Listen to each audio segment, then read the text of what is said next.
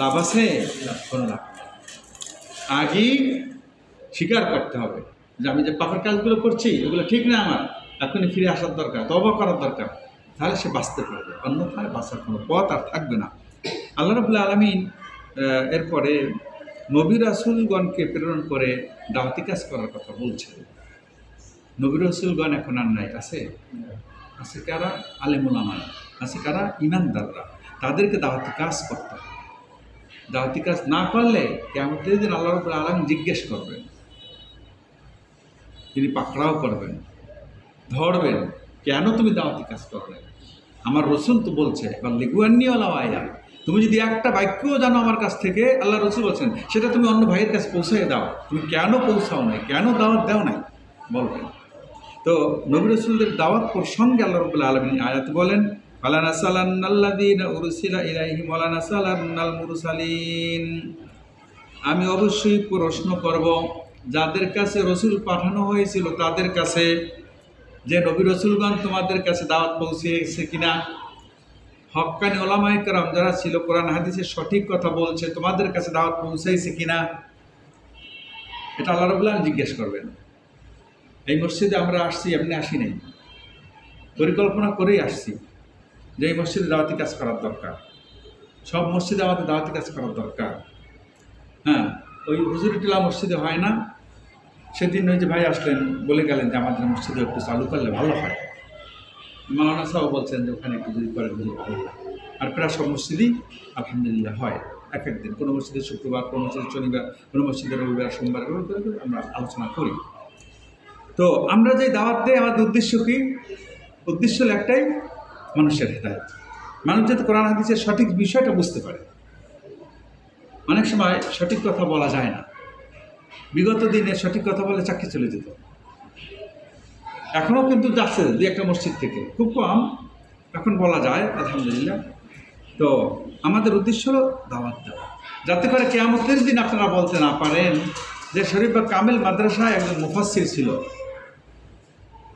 সে ওখানে বসে সরকারের বেতন টাকা খাইছে, আমাদের কাছে কোরআনের দাওয়াত দেয় নাই। আমরা অনেকেই তাকে চিনতাম, ভাইয়ের সাথে পরিচয় অনেক আগ থেকে, ওখান থেকে। হ্যাঁ, ইমাম সাহেব হুজুরের সাথে পরিচয় অনেক আগ থেকে। আমি ইমাম পরিষদের 7 বছর সেক্রেটারি ছিলাম, সেই সুবাদে অনেকের সাথে পরিচয়। তো আমাদেরকে দাওয়াতি কাজ করতে হবে, ইনশাল্লাহ সবাই পারবো না করতে? আল্লাহ রাব্বুল আলামিন বলছেন ওয়ালা নাসালান্নাল মুরসালিন, শুধু উম্মতদেরকে জিজ্ঞেস করবেন না, হ্যাঁ, নবী রাসূলগণকেও জিজ্ঞেস করবেন যে তোমরা দাওয়াত পৌঁছাইছো কিনা, বলো।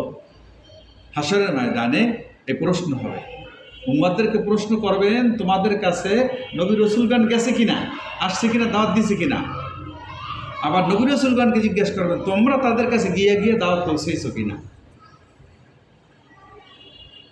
আল্লাহ রাব্বুল আলামিন এরপরে বলছেন ফালানা কুসসান্না আলাইহিম বিইলমিন মা কুননা গায়বিন, আমি সব কিছু জানি, নবী রাসূলগণ দাওয়াত পৌঁছাইছে কিনা, হ্যাঁ, আর উম্মতেরা কী জবাব দিয়েছে তা জানি। কিয়ামতের দিন আমি সব কিছু খুলে খুলে সবার সামনে বর্ণনা করব। এরপরে বলছেন ওয়াল ওয়াজনু ইয়াউমাইযিনিল হক, ওয়াল ওয়াজনু ইয়াউমাইযিনিল হক, কিয়ামতের দিন আমাদের আমল নামা ওজন করা হবে। এটা সত্য না মিথ্যা? সত্য। আল্লাহ বলছেন ওয়াল ওয়াজনু ইয়াউমাইযিনিল হক, হক মানে কি? সত্য। হক মানে সত্য। ইমাম সাহেব আলোচনা করেন, বলছেন, আপনারা জানেন। তাহলে আমাদের আমল নামাটা ওজন করা হবে। আমল নামা কোনটা? আমরা দৈনন্দিন জীবনে যে আমলগুলো করি, আমাদের সাথে কয়জন ফেরেশতা আছে জানো? 4 জন। কয়জন ফেরেশতা আছে? 4 জন ফেরেশতা। ডান কাঁধে একজন, বাম কাঁধে একজন। ডান কাঁধের যিনি তিনি নেক আমল লেখেন, বাম কাঁধে যিনি তিনি বদ আমল লেখেন। এই 2 জনের কাজ হলো কি? শুধু এই আমল লেখা মানুষের। আর সামনে একজন ফেরেশতা থাকে, তার কাজ হলো হেফাজত করা, যাতে আছাড় না খায়। যদি হেফাজত না করতো আপনার আমার একটা দাঁত থাকতো না। কত ইটা পড়ছে সামনে, গাছ পড়ছে, এটা পড়ছে, সেটা পড়ছে, হ্যাঁ, গর্ত পড়ছে, কই আমরা তো পড়ি নেই। সাথে সাথে খেয়াল আসে ওই সামনে কি জানো দেখি, হ্যাঁ আল্লাহ, অমনি একটা ফাল দেই, একটু সইরে যাই, তাই না? এরকম হয় না? কে স্মরণ করাই দেয়? অন্য মানুষকে হারতে থাকি, হ্যাঁ, স্মরণ করাই দেওয়ার জন্য আল্লাহ রাব্বুল আলামিন একজন ফেরেশতা নিয়োজিত করেছেন। সূরা রা'দ 13 নম্বর পারা 9 নম্বর পৃষ্ঠা আপনারা খুঁজে দেখবেন। তো আর একজন ফেরেশতা থাকে পিছনে হেফাজত করার জন্য। দুইজন ফেরেশতার দায়িত্ব হলো মানুষের কি করা? হেফাজত করা। আর দুইজন ফেরেশতার কাজ হলো আমলনামা লেখা। এই চারজন ফেরেশতা থাকে। এই চারজন ফেরেশতা থাকে দিনের বেলা। রাত্রির বেলায় আবার অন্য চারজন ফেরেশতা আসে, আমরা জোরে বলি সুবহানাল্লাহ। তা মোট কতজন ফেরেশতা? 8 জন ফেরেশতা আপনার আমার বডিগার্ড হিসাবে আল্লাহ সুবহানাহু ওয়া তাআলা নিয়োজিত করেছেন। আমরা সবাই বলি আলহামদুলিল্লাহ। যদি তা না হতো, এই পৃথিবীতে যত জিন আছে, এই এলাকার মধ্যে সবচেয়ে ভালো জানে হুজুরে প্রতিদিন কত মানুষ যে আসে তার কাছে চিকিৎসার জন্য।